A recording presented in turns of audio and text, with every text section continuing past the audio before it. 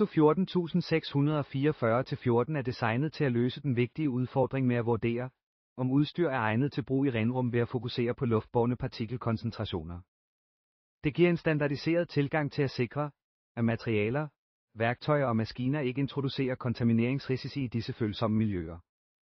Dette hjælper med at opretholde integriteten af renrumsdriften og sikre, at de opfylder strenge renlighedsstandarder.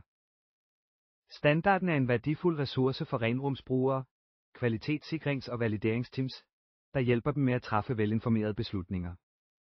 Det er især nyttigt, når du overvejer køb af nyt udstyr, investeringer eller håndtering af ændringer i renrummet. Ved at følge ISO 14644-14 kan interessenter opnå overholdelse og forbedre driftseffektiviteten. Et centralt fokus i standarden er kontamineringskontrol, specifikt styring af luftbåren partikelkoncentration. Det sikrer, at det anvendte udstyr ikke kompromitterer det kontrollerede miljø, hvilket er afgørende for industrier, hvor forurening kan have alvorlige konsekvenser. Denne vægt hjælper med at beskytte produktkvalitet og sikkerhed i kritiske renrumsapplikationer. Omfanget og formålet med ISO 14644-14 fokuserer på at knytte klassificering af renrumsluftrenhed direkte til egnetheden af udstyr, der anvendes i disse kontrollerede miljøer. Standarden evaluerer partikelkoncentrationerne, der udsendes af forskelligt udstyr, for at sikre, at de er kompatible med den specifikke renrumsklassificering, hvilket hjælper med at opretholde de nødvendige renhedsniveauer. ISO 14644-14 har bred anvendelighed på tværs af mange typer udstyr, herunder maskiner, måleinstrumenter, procesudstyr, komponenter og værktøjer. Dette brede omfang sikrer, at alt udstyr, der bruges i renrumsdrift, vurderes for dets indvirkning på luftrenheden, hvilket understøtter omfattende kontamineringskontrol. Standarden vurderer specifikt partikelstørrelser fra 0,1 mikrometer til 5,0 mikrometer, hvilket stemmer overens med klassificeringskriterierne defineret i ISO 14644-1. Ved at fokusere på dette partikelstørrelsesområde adresserer standarden effektivt de typiske forureningsproblemer, der opstår i renrumsmiljøer. Testmiljøet er det vigtigt, at det opfylder renrumsstandarderne ved at være mindst et rengøringsmiddel i ISO-klasse end det tilsigtede operationelle renrum. Denne højere standard sikrer, at testbetingelserne er strengere, hvilket hjælper med at opretholde integriteten af vurderingsresultaterne. Derudover skal miljøet have streng kontrol med partikelkilder, hvilket betyder, at der ikke bør være ekstra partikelkilder til stede, der kan skævvride målingerne. Dette eliminerer eksterne faktorer og holder fokus udelukkende på emissioner fra det udstyr, der testes. Ensrettet luftstrøm er også påkrævet i testmiljøet. Dette luftstrømsdesign isolerer udstyrets emissioner ved at forhindre forurening fra eksterne kilder, hvilket sikrer, at de målte partikelkoncentrationer kun kommer fra selve udstyret.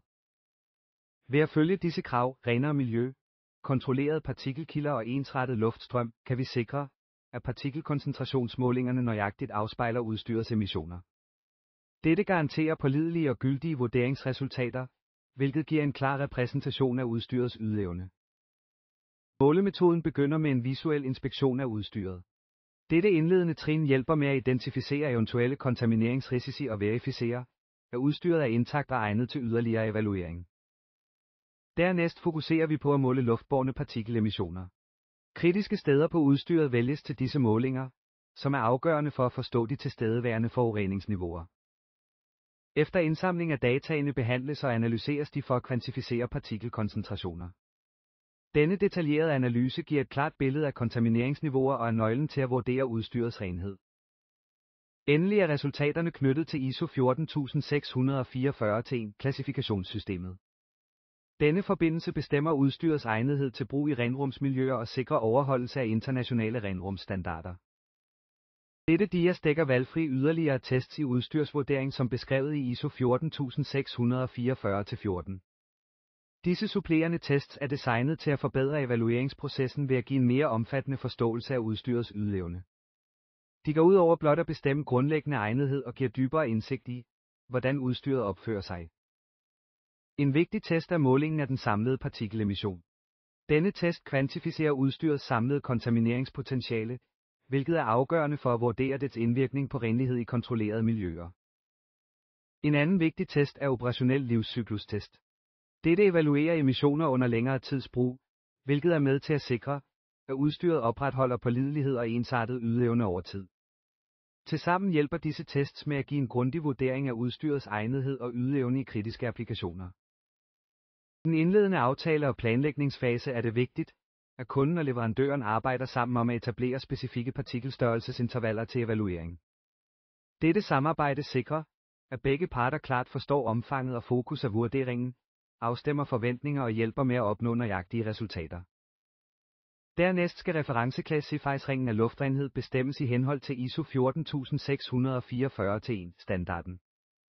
Denne standard fungerer som et benchmark for evaluering af partikelemissioner i kontrollerede miljøer, og overholdelse af den garanterer konsistens og pålidelighed gennem hele vurderingsprocessen. Derudover er det vigtigt at identificere de typer udstyr og driftstilstande, der skal testes, før vurderingen begynder. Dette trin gør det muligt at skræddersy evalueringen til udstyrets specifikke forhold, hvilket sikrer, at alle relevante scenarier tages i betragtning under testen. Endelig bør hver driftstilstand vurderes særskilt. Udførelse af separate vurderinger for hver tilstand fanger alle potentielle partikelemissionsscenarier, hvilket giver en grundig evaluering og minimerer risikoen for at overse kritiske emissionsfaktorer under test. En repræsentativ driftsmåde er afgørende for nøjagtigt at registrere partikelemissionsscenarier. Ved at definere det klart sikrer vi, at vores vurdering virkelig afspejler, hvordan udstyret opfører sig under faktisk brug. Denne tilgang giver os mulighed for at forstå udstyrets reelle indvirkning under typiske driftsforhold. Når du vælger driftsparametre, er det vigtigt at vælge dem, der afspejler typisk udstyrsbrug. At identificere de mest repræsentative tilstande hjælper os med at opnå realistiske og meningsfulde vurderingsresultater. Denne omhyggelige udvælgelse er nøglen til nøjagtigheden af vores evaluering. Vi skal inkludere alle relevante driftstilstande, især når udstyret kan fungere i flere konfigurationer. For eksempel skal vi overveje scenarier både med og uden produkt til stede. Denne omfattende inklusion garanterer, at ingen kritisk tilstand overses i vores analyse. Øvningsrummet skal være mindst et rengøringsmiddel i ISO-klasse end den tilsigtede målrenrumsklasse.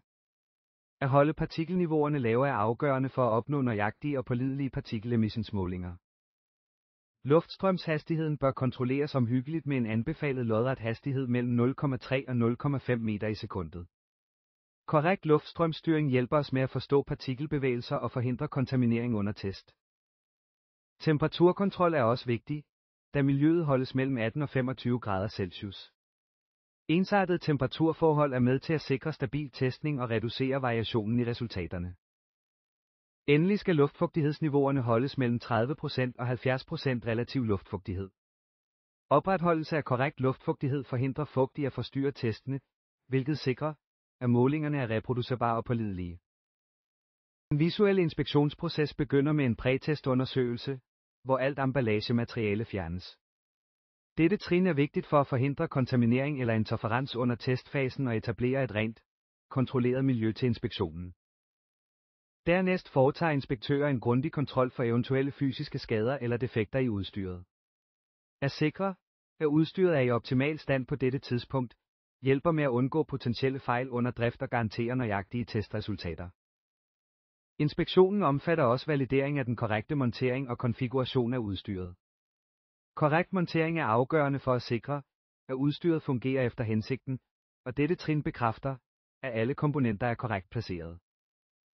Verifikation af forsyningsforbindelser er en anden vigtig del af inspektionen.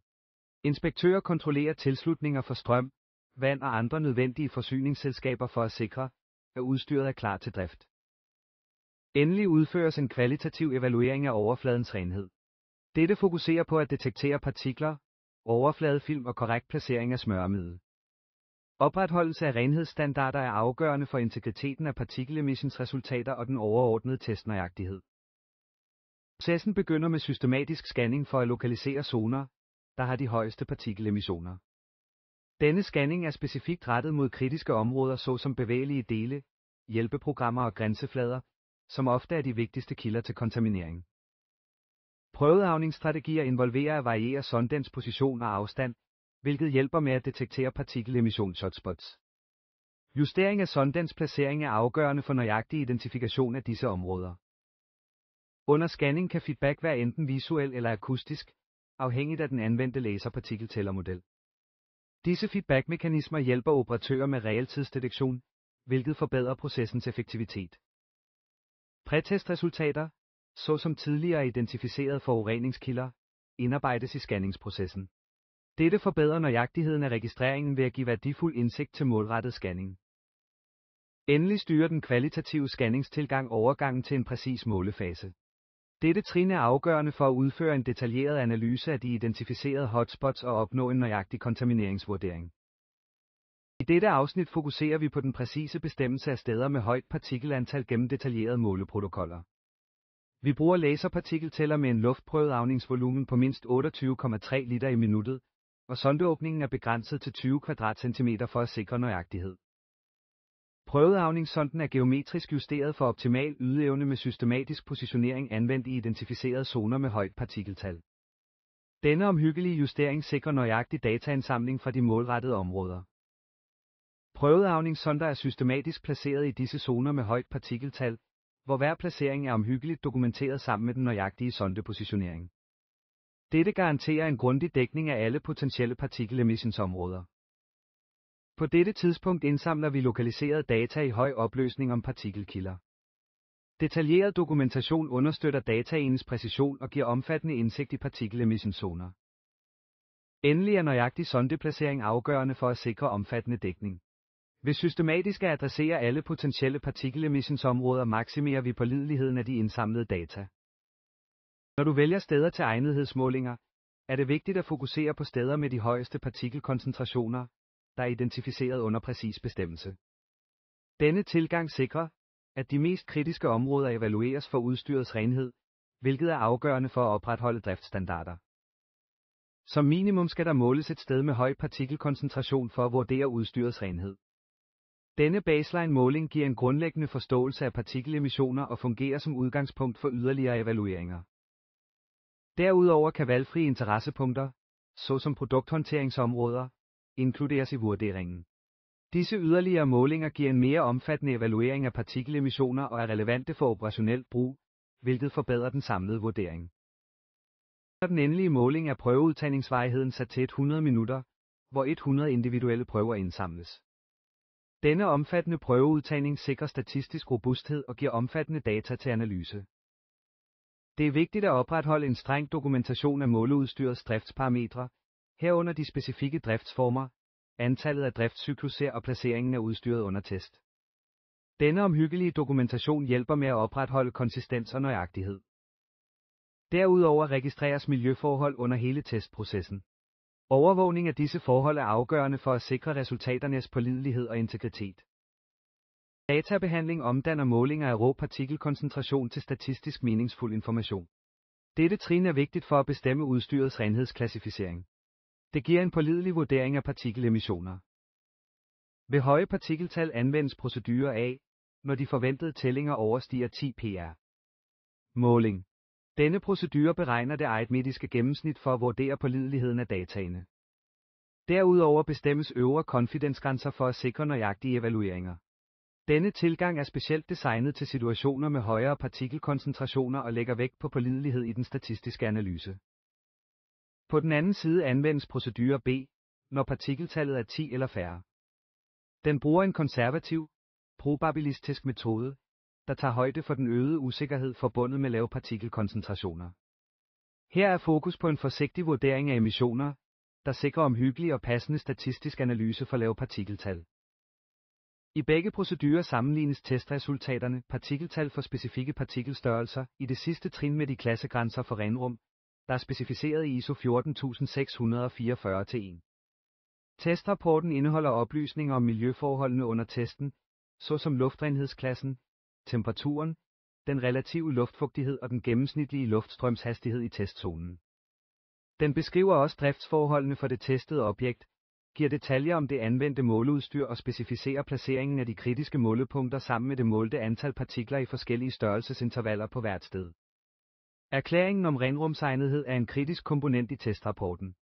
Den angiver den renrumsrenhedsklasse, som det testede udstyr kan bruges i.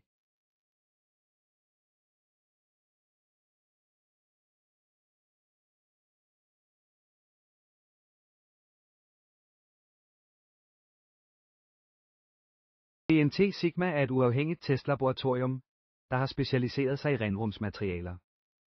Den udfører produktvurderinger i henhold til ISO 14644-14 standarderne, hvilket sikrer, at materialerne opfylder strenge renrumskrav.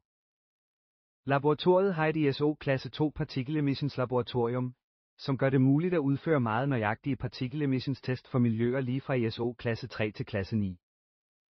Udover test understøtter BNT Sigma produktudvikling ved at levere komparativ analyse og værdifuld indsigt. Dette hjælper producenter med at vurdere og forbedre deres produkter, så de effektivt opfylder renrumsstandarderne. Desuden tilbyder laboratoriet leverandørevalueringstjenester for at sikre, at leverandørerne overholder renrumsstandarderne. Dette er en vigtig del af opretholdelsen af den overordnede kvalitet i renrumsmiljøer. Testprocessen begynder med en indledende kontakt, hvor du kontakter laboratoriet via e-mail for at starte processen. Sørg for at give detaljerede produktoplysninger, herunder beskrivelse, dimensioner, vægt og returinstruktioner for at sikre, at alt forløber glat. Dernæst vil du modtage et detaljeret tilbud på testtjenesterne. Tag dig tid til at gennemgå dette tilbud omhyggeligt for at bekræfte, at det opfylder dine behov. Når du er tilfreds, skal du acceptere tilbuddet for at komme videre. Når du har accepteret tilbuddet, skal du sende produktet til laboratoriet i Polen. Sørg for at følge eventuelle specifikke forsendelsesinstruktioner for at undgå forsinkelser eller problemer. Testresultaterne vil være tilgængelige inden for 7 til 14 dage efter, at produktet er leveret til laboratoriet. Når fakturaen for testen er betalt, modtager du testrapporten samme dag. I de følgende dage arrangerer vi forsendelsen af produktet tilbage til dig.